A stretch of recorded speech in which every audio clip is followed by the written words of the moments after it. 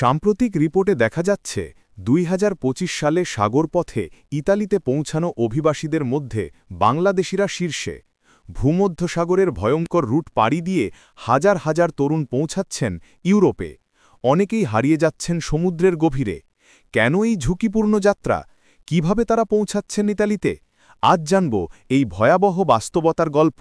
জাতিসংঘের শরণার্থী সংস্থা ইউএনএইচসিআর-এর তথ্য অনুযায়ী ২০২৫ সালের জুলাই পর্যন্ত সাগরপথে ইতালিতে পৌঁছেছেন প্রায় ৩২% বাংলাদেশি, অর্থাৎ প্রতিটি ৩ জন অভিবাসীর একজনই বাংলাদেশ থেকে।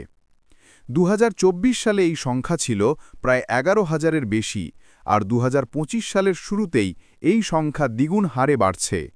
মাত্র কয়েক মাসে ২৫০০-এর বেশি বাংলাদেশি ভূমধ্যসাগর পাড়ি দিয়েছেন। এই যাত্রা শুরু হয় বাংলাদেশ থেকেই।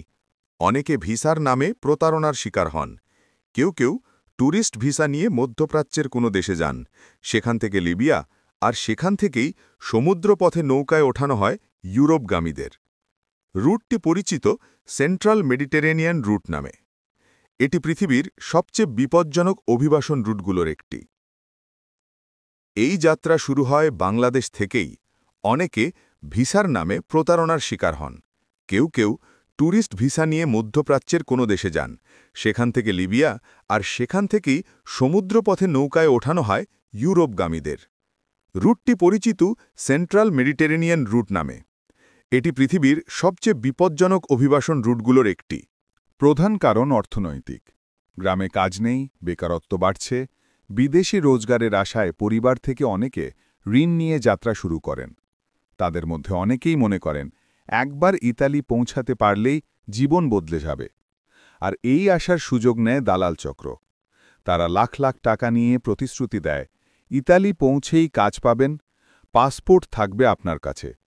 কিন্তু বাস্তবে লিবিয়ায় তাদের আটকে রাখা হয়, নির্যাতন করা হয়। অনেকে মুক্তিপণের টাকা না দিলে বিক্রি করে দেয় পাচার চক্র।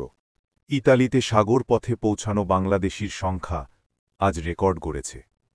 কিন্তু সেই রেকর্ডের পেছনে লুকিয়ে আছে হাজারো কান্না, মৃত্যু ও প্রতারণা। ইউরোপে স্বপ্ন দেখার আগে তথ্য যাচাই করুন। ভুয়া এজেন্টের ফাঁদে পা দেবেন না, কারণ জীবন কোনো রুট নয়, জীবনই সবচেয়ে বড় গন্তব্য।